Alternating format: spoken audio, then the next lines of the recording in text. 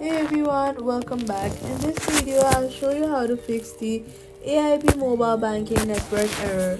First, check your internet connection and make sure that it is working properly.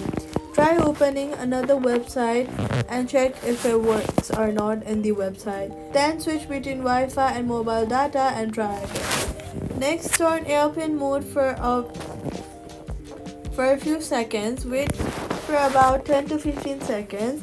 Then turn it off. This refreshes your network connection. Then restart your phone and open the AIB mobile app again. Next, you should head over to your App Store or Play Store and check if the app is updated to the latest version. If not, update it.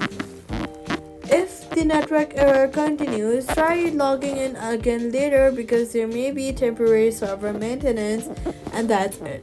Subscribe for more, and that's how you fix the AIB Mobile Banking network error. Subscribe for more simple and clear tutorials.